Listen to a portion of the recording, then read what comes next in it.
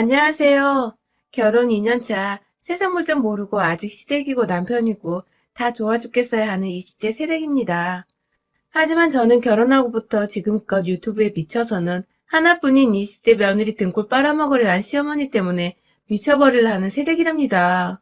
제 사연 좀 들어봐 주세요.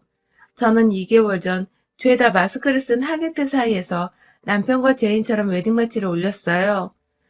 당시 코로나로 결혼식을 해야 하냐며 오기 싫은 내색을 비추신 분들도 많이 계셨고, 제 지인들 중에서는 이 시국에 결혼이냐고 실제 불참까지 선언하시는 등 결혼하는데 주변 사람들 눈치 보고 불편하고 또 너무 죄송스러워서 정말 드레스 입고 식장에 입장하던 그 순간은 태어나 가장 수치스럽고 부끄러웠던 순간이었습니다.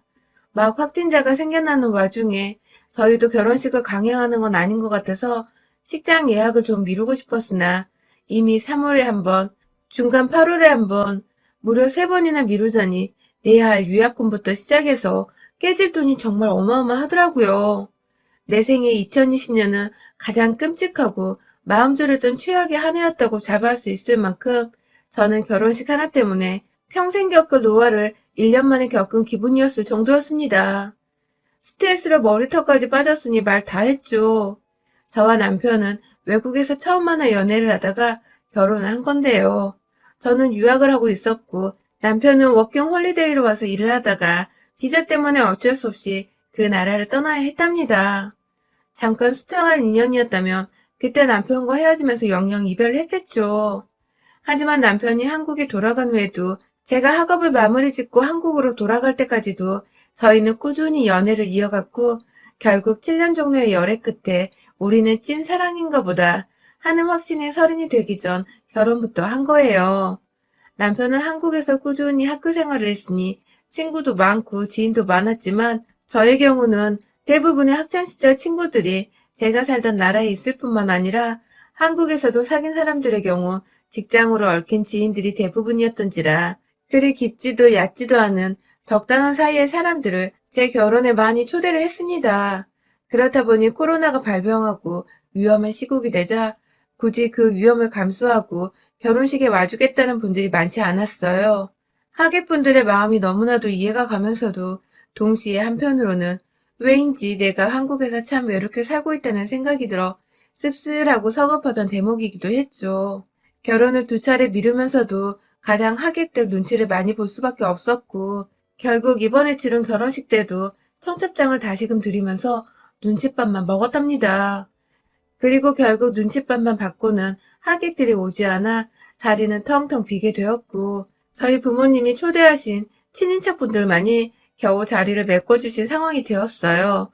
내내 마음이 불편했고 시댁에서 혹은 시댁의 지인분들이 나를 어떻게 생각하실까 싶어서 눈치만 계속 보다가 끝난 결혼식이었어요.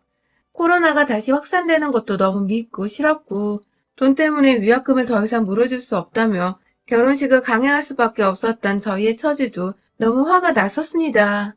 그리고 무엇보다 행복해야 할 결혼식이 눈치만 보며 안절부절 못하다 끝나버린 것 같아서 제 마음이 가장 불안정했어요.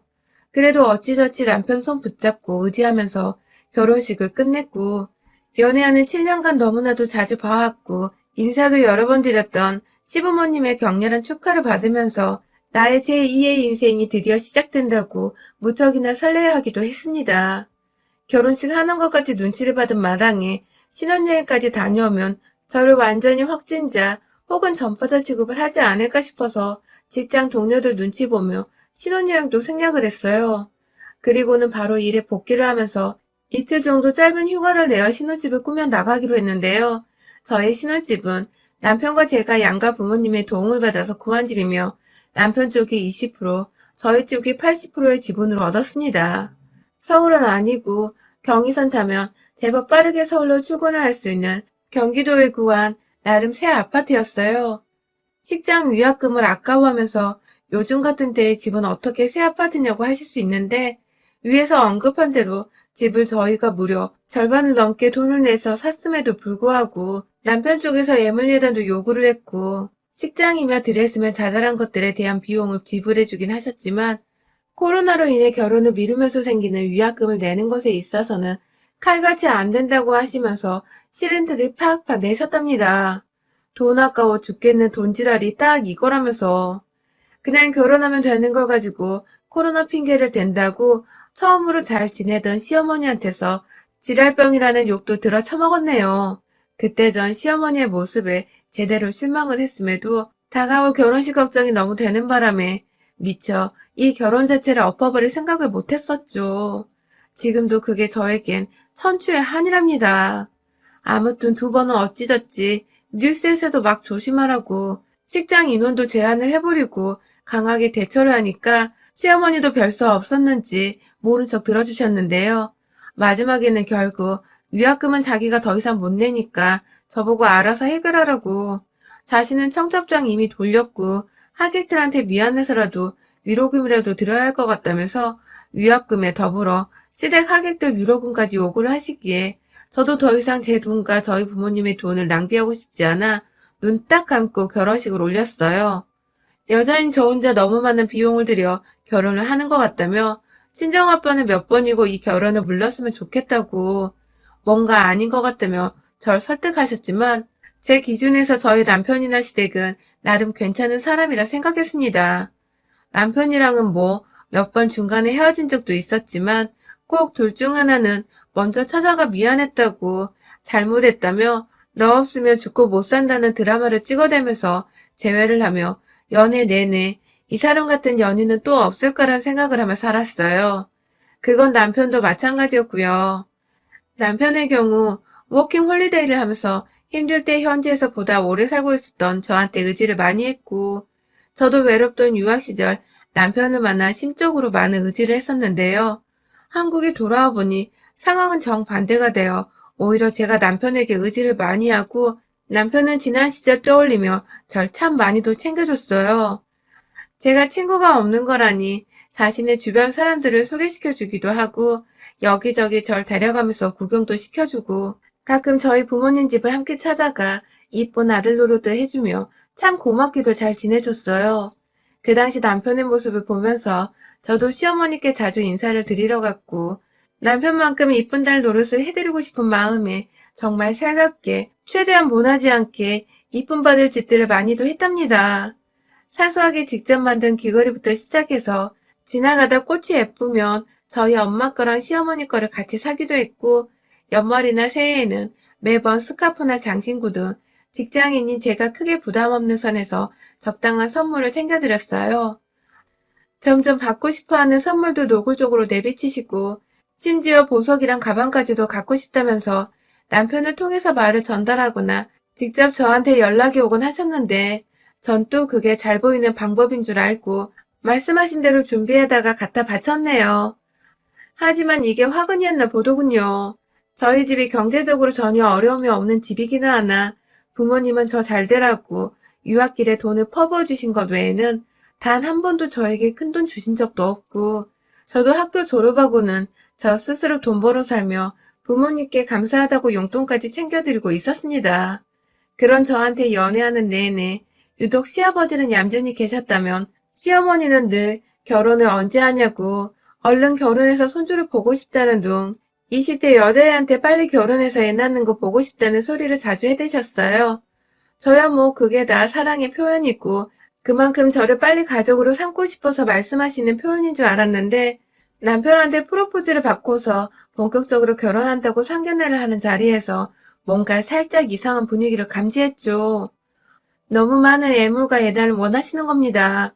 분명 저희 쪽에서 먼저 아파트를 구해다 주겠다고까지 했는데 시어머니는 공짜로 들고 오겠다는 아파트를 굳이 사양하더라고요. 그리고는 글쎄 자신들이 일부를 대긴 할 테니까 애물 예단은 생략하지 말라고 애물 예단 걱정을 하더라고요. 시어머니는 여자인 제가 집을 해오면 시댁이 줘야 할 애물 예단을 생략하자는 소리가 나올 거 아니냐며 자신은 곧 죽어도 그걸 받아야겠다면서 끝까지 자신들이 집을 구하는데 일부 정도는 부담을 하겠다고 고집을 피우셨습니다. 처음엔 너무 이해가 안 갔어요. 집 구하는데 일부 부담하는 그 가격이 애물 애단으로 받을 금액보다는 클 텐데 그래서 왜 손해보는 짓을 하시나 싶었는데 어머님이 건네주신 종이 한 장에 딱 알았습니다. 그 종이에는 유학 갔다 온 저도 딱 하나 가지고 있는 샤넬백에 어머님 본인뿐만 아니라 시아버지와 남편 이모 되시는 분들의 새 한복 세트는 물론이고 자개 보석함까지 딱 지정하셔서는 그 안에 유색 보석 그리고 진주 보석 세트 하나씩을 담아달라더군요. 거기에 현금 1,000만 원이요. 시어머니는 저를 완전히 부잣집 딸내미로 보고는 톡톡히 덕을 보겠다고 그 많은 것들을 아무렇지 않게 달라고 목록에 적어오신 겁니다.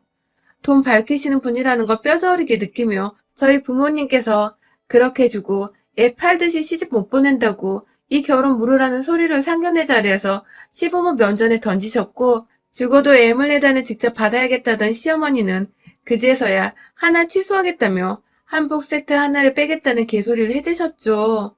결국 그날 저희 부모님은 상종 못하겠다며 자리를 먼저 뜨셨고 저는 부모님 따라 나가며 울고불고 난리가 났고 시어머니는 그제서야 진짜로 이 결혼이 파토나는 거냐며 그날부로 하루도 빼먹지 않고 저한테 전화가 와서는 미안하다고 뒤늦은 사과를 하셨습니다. 거의 무릎까지 꿇을 지경으로 집까지 찾아와 저희 부모님께 사과를 하신 바람에 어찌저찌 저희 부모님도 그 사과를 받아들이고 결국 제가 결혼을 할 수 있었던 거예요. 결혼할 적에도 우리 딸이 애물레던 일로 평생 책 잡혀 사는 거 아니냐고 걱정만 하던 저희 부모님은 결국 저 몰래 저희 시어머니께 연락을 해서는 샤넬백의 진주보석 세트 하나를 준비해서 시어머니께 보내드렸답니다. 저는 이 사실을 나중에서야 시어머님이 역시 너네 부모님이 통이 크구나 하면서 좋다고 전화가 와서는 자랑질을 해대길래 그제서야 알아챘고요. 결혼을 하면서 참 하객이며 시어머니며 저희 부모님께 눈치 보일 일들이 너무 많아 죄스러웠습니다. 결혼하고 진짜로 잘 살아서 앞으로라도 좋은 모습들만 보여줘야겠다는 다짐을 수도 없이 했어요.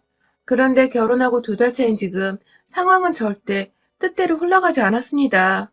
전 그간 왜 그렇게 시어머님이 선물에 목숨을 거셨는지 그리고 저 결혼할 적에 공짜로 준다는 집은 왜 안 받고 기어코 일부 돈을 지불하면서까지 현금 보석과 애물예단을 받아내려 하셨는지를 아주 기가 막힌 타이밍에 알게 되었답니다. 마치 판도라의 상자를 연 것처럼 말이죠. 제가 평소에 유튜브를 정말 자주 봐요. 출퇴근하는 길에도 그렇고 집에 와서 설거지하거나 각자 시간을 가질 때도 그렇고 그냥 가만히 라디오 듣는 것보다 영상을 틀어놓으면 재밌고 시간도 잘 가니까 꼭 제 눈앞에 보이는 곳에 핸드폰을 두고서 아무 영상이나 골라보곤 하는데요. 결혼하고서 1달쯤 지났을라나 남편이 늦게 들어온다 해서 혼자 밥을 해먹고 설거지까지 하면서 시간 남는 김에 부엌 정리나 하려고 작정하고 아이패드로 유튜브를 켜놨는데 그 시기에 제가 여전히 앞으로의 결혼 생활 동안 나에게서 뭘 자꾸 얻어가시려고 하는 시어머니를 어떻게 상대해야 할지 감이 도저히 안 와서 고부관계에 대한 이것저것들을 검색해보고 있었어요. 뭐 그중에는 결혼 애물예단도 있었고 시부모 비위 맞추기도 있었고 저의 검색어는 나름 다양했죠. 그런데 제가 설거지를 하다가 다음 영상을 고를 타이밍을 놓쳐서 유튜브가 자동으로 어떤 영상을 다음 영상으로 틀어줬는데 시작부터 목소리가 너무 익숙한 겁니다. 순간 제가 지금 시어머니한테 전화를 잘못 걸어서 수화기 너머로 어머님이 잘못 받으신 줄 알았죠. 화들짝 놀라며 영상을 쳐다보니 웬 얼굴을 코 중간쯤까지 가린 50대의 여자분께서 며느리한테 애물레다 뜯어냈어요 하면서 그걸 소개말이라고 인트로에서 말하더라고요.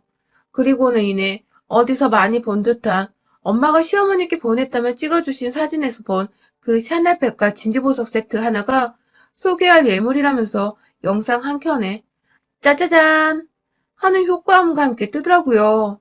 이게 무슨 개같은 시츄레이션인가 싶어 심장이 순간 요동치는데 영상에서 시어머니는 돈 많은 며느리가 애물예단을 생략하려 했다 면서 제가 집을 해가기로 했다는 말은 쏙 빼놓고 절 아나무인이다 못해 돈만 많은 짠순이 며느리라며 이런 애를 며느리로 들여서 요즘 기분이 너무 우울한데 샤넬백 보면서 참는다고 그걸 말이라고 영상에 사람들 앞에서 짓거리고 계시더군요. 이제 보니 애물예단을 직접 2손 안에 받고 싶어 하셨던 이유가 유튜브더라고요. 애물로 받은 샤넬백이라는 제목으로 이미 조회수가 3천이 넘어가고 있고 전 저대로 이게 도대체 무슨 일인가 싶어서 계속해서 손발은 떨려오고 당장 남편한테 전화를 하려다가 참았어요.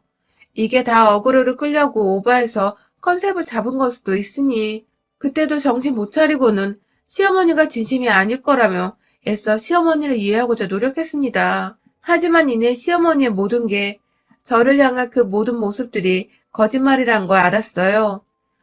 지난 영상들을 하나도 살펴봤는데 그간 제가 선물한 모든 것들이 영상에 올라와 있었습니다. 어떤 건 평범한 데일리 영상인데 올려놓고는 제가 선물해드린 스카프를 매며 이런 촌스러운 걸 사오는 애를 며느리로 삼아야 하냐고 욕을 하셨고, 또 다른 영상에서는 아들 여자친구가 해주는 건 에르메스 가방을 받을 때까지 멈추지 않을 거라며 제 돈을 뜯어내시는 것에 희열을 느낀다는 말씀도 꺼내셨습니다. 얘가 모자라서 시엄마가 해달라는 거 곧잘 해준다며 하다하다 조선시대에 총 부리는 기분이 이런 게 아니었을까요? 하면서 돈만 많은 며느리 기죽이는 방법이라고 구독자들에게 제 소개를 하기도 했어요. 댓글에 그가 며느리 욕을 얼마나 했는지 며느리 등골 제대로 빼먹어보라면서 응원의 말들이 줄을 이었고요. 그쯤 되니 저도 제정신이 아니었어요. 늘 살갑고 고마워하고 진심으로 예뻐해주시던 시어머니가 비록 애물레단으로 결혼할 적에 속물 같아 보여 실망은 했어도 그간의 긴 세월 동안 쌓은 추억이 있다고 생각했는데 열받다 못해 험한 인생사에 눈물이 나더군요. 그리고 전 이걸 당장 남편한테 말을 하려고 영상 하나하나를 캡처해가면서 보던 그 순간 결국 우리하고도 가장 걱정했던 일을 마주해야 했답니다. 영상에는 시어머니뿐만 아니라 제 남편까지도 등장을 한 것입니다. 시어머니가 들이미는 카메라 앞에서 가소롭게 웃던 남편은 아주 자연스럽게 얘기를 나눴어요. 누가 봐도 자기 엄마가 유튜브를 찍는 중이라는 걸 아는 아들처럼 보였죠. 업로드된 날이 결혼하기 딱 3개월 전쯤이었는데 어머니께서 네 여자친구한테 엄마 에르메스 언제 사달라고 할 거야? 라고 물어보니 남편은 가소롭게 웃으면서 엄마, 며느리 되면 곧장 털어가 줄게 하는 충격적인 발언까지 내뱉은 것이었습니다.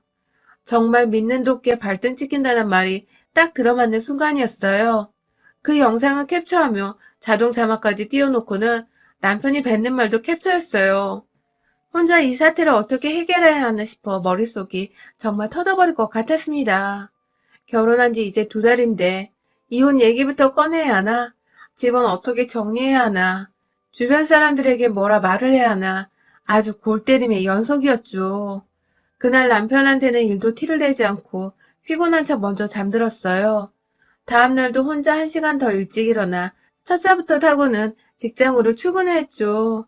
도무지 돈 보고 결혼한 사기꾼들과 결혼 생활을 이어갈 수 없었던지라 일단 혼자서 오후 반차 내고서 캡처한 유튜브 영상들을 가지고 고소하려고 변호사를 찾아갔고요. 저희 부모님께도 가슴 아팠지만 사실대로 말씀드렸어요. 조용히 헤어지려고 하니 마음의 준비를 하시라고 말이죠. 사실 저희는 아직 결혼 2달 차라 혼인신고를 하지 않았습니다. 저희 아빠는 처음부터 끝까지 이 결혼을 탐탁지 않아 하셨었기에 혼인신고도 최대한 미룰 수 있으면 미루고 먼저 살아보려면서 절 결혼 전부터 가르치셨어요. 그렇다고 진짜로 아빠 말만 듣고서 의심만 하면 혼인신고를 미룬 건 아니고 신혼여행도 안 가고 신혼집 들어와 살고 있었기 때문에 정신적 여유가 없어 피치 못해 미루고 있었죠. 그런데 이게 이렇게 잭팟을 터트려 줄진 정말 몰랐네요. 그즈음 시어머니가 연락이 왔어요. 한번 보고 싶다고 둘이서 밥이라도 먹자고 하더라고요. 왜 부르냐 싶었고 솔직히 또 뭘 뜯어낼까 싶어서 마음 단단히 먹으면서 그날 바로 변호사 상담 후 어머님을 뵈러 갔어요. 밥 한 끼 사달라며 애교를 부리시길래 토 나오는 거 꾸역꾸역 참아가며 혹시나 영상 찍을까봐 핸드폰을 계속 주시하면서 고깃집으로 들어갔죠. 거기서 시어머니는 아주 본론이라며 곧장 자신의 목적을 꺼내시더군요. 사돈이 준비해주신 샤넬백이 너무 고마웠다고, 요즘 매일 그 가방만 들고 다닌다고, 그런데 요즘 너무 속상하다고, 주변 친구들은 다 에르메스백 정도는 들어줘야 하는 거라면서 자신을 무시하고 불쌍하게 바라보는데 그게 너무 힘들어서 내 며느리 자랑도 잘 못하고 다닌다며 제 앞에서 하소연을 하더라고요. 진짜 고기 굽다 말고 고기판 밑에서 지글지글 피어오르던 숯불을 주둥이로 확 던져버릴 뻔했네요. 이해하는 척 하면서 어머님 힘드셨겠어요 하면서 위로를 했습니다. 그러자 어머님은 더욱 노골적으로 나도 에르메스 가방 하나쯤 사주면 안 되겠니? 라고 말씀을 하셨습니다. 하나쯤? 그 가방을 20대인 저도 꿈도 못 꾸며 안 사고 있는데 한두 푼도 아닌 그 가방을 사서 도대체 50대 아줌마가 뭐라고 다니라는 건지 이해도 안 되고 더욱이 그런 가방을 왜 지 아들한테 사달라고 안 하고 애꿎은 며느리한테 사달라고 하는지 도대체 제 머리로는 이해가 안 되더라고요. 아, 물론 처음부터 끝까지 이해하기 힘든 종자였지만 말입니다. 저도 모르게 알겠다고 했어요. 제 나름대로의 복수의 칼날을 제대로 갈아드리겠다 속으로 다짐을 했어요. 구하는데 시간 걸리니까 준비 완료되면 연락드리겠다고 이제 가봐야 할 것 같다면서 급하게 식사를 마치고는 자리를 벗어났어요. 그날부터 내내 시어머니는 하루도 빠짐없이 우리 며느리 덕에 내가 살아. 우리 며느리가 아들보다 낫다. 하면서 아부떠는 말들을 짓거리셨고 저도 그 기분 최고조로 맞춰드리려고 어머님이 최고예요. 하면서 맞장구를 쳐드렸습니다. 그리고는 3주쯤 지났을 때 그러니까 불과 얼마 전에 주말이었죠. 시어머니를 집으로 초대했어요. 에르메스 가방이 도착했는데 이 엄청난 걸 제대로 언박싱해야 하는 게 아니냐며 집에서 파티를 준비할 테니 오시라고 했고 남편에게는 아예 차를 끌고 가 어머님을 모셔오라고 내보냈죠. 하지만 그날은 시어머니의 제삿날이자 남편과 영원히 쫑내는 날이었습니다. 남편이 나가자마자 차 안에서 대기하다가 집으로 들어온 저희 아빠는 시키지도 않았는데 손에 골프채를 들고 오셨어요. 그리고 곧 얼마 안 지나 시어머니가 도착했어요. 집으로 신나게 며느리한테 몇천만 원짜리 가방을 받으면서도 빈손으로 찾아온 시어머니는 가방이 어딨나, 며느리가 무슨 파티를 준비했나 막 두리번 거리시다가 저 뒤에서 골프채 하나 들고는 두 사람을 노려보고 있는 저희 아빠를 발견하자 흠칫 하셨는지 뒷걸음질을 치시더군요. 그 순간 저도 모르게 이 할망구가 도망치는 줄 알고 멱살을 잡아다가 TV 앞으로 끌고 갔어요. 뒤에서 그 상황을 보고 놀라서 뭐 하는 거야? 하며 따라 들어온 남편은 마찬가지로 저희 아빠를 발견하자마자 지 엄마랑 똑같이 뒷걸음질을 쳤고 저는 시어머니 앞에서 TV를 켰습니다. 유튜브에 띄워놓은 시엄마 채널을 켰어요. 영상 하나하나 제가 가증스럽게 생각했던 며느리한테 에르메스 백을 탈 거라는 그 영상까지 옆에서 동조하는 남편의 모습이 찍힌 그 영상을 보여줬습니다. 건너편에서 아빠는 그 영상을 처음 마주하게 된 영상을 보며 화 조절이 안 되셨는지 결국 들고 있던 골프채를 남편을 향해 던져버리더니 이내 발길질을 하기 시작하셨어요. 저희 아빠 키가 180이 넘으시거든요. 남편보다 무려 5cm나 더 큰 체격 좋으신 분이신데 아빠 발길질과 주먹질에 남편은 정말 예상치도 못하게 맥없이 쓰러지더라고요. 제 앞에서 여전히 멱살 잡혔던 시어머니는 잘못했다고 그냥 유튜브니까 구독자 수 얻으려고 자극적으로 한 거였다며 절대로 저게 다 사실이 아니라고 오해하지 말라며 굳이 무릎이 바닥에 닿지 않는 상태에서 애써 주저앉으려고 힘을 쓰며 결국 바닥에 주저앉아 제 앞에 머리를 조아리며 싹싹 빌었습니다. 아, 이런 게 바로 조선시대 종 부리는 기분이구나 하면서 시어머니가 영상에서 했던 말을 기억해내 저도 한껏 비웃어줬죠.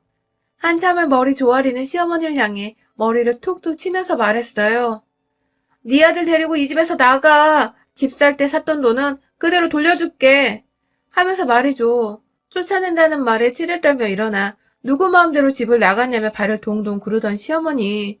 옆에서 지의 아들은 계속 처맞고 있는데 아들은 신경도 안 쓰는지 이혼하겠다는 며느리 소리에만 노발대발하던 시어머니는 결국 제가 온라인에서 명백한 허위사실 유포에 일방적인 비방 그리고 모욕적인 표현 등을 한 죄로 고소를 할 거라고 여기다가 명백히 사실혼 관계임에도 불구하고 배우자를 향해 모욕 발언을 하는 시엄마의 행태에 동조한 혐의 등 위자료를 세게 불러서 쫓아내겠다고 하니 그제서야 아들 걱정이 되었는지 지 혼자 덮고 가겠다고 샤넬백 주겠다고 진주 보석 세트도 줄 테니 이혼은 없었던 걸로 해달라는 시엄마. 아휴 진짜 찌질하고 못나고 노망난 모질이 옆에서 저 터져서 코피 흘리면서 울고 있는 남편이나 며느리 앞에서 다시 한번 머리 조아리며 사죄하는 시엄마나 전 그만 오만정이 다 떨어져 버려서 발로 걷어차 버리며 이 결혼 생활에 쫑났습니다. 집도 다시 팔았고 남편이 준 돈만큼 다시 돌려준과 동시에 시댁으로 쳐들어가 저희가 준 샤넬백과 진주 목걸이 세트도 그대로 들고 나왔습니다. 살림살이하며 웬만한 것들은 다 저희 쪽에서 준비를 했던 거라 도무지 시댁에선 챙겨갈 것도 없더라고요. 제가 진짜 더럽게 찌질한 것들과 결혼을 했구나 싶어서 제 인생 처음으로 부모님께 부끄러워 죽고 싶었던 순간이었네요.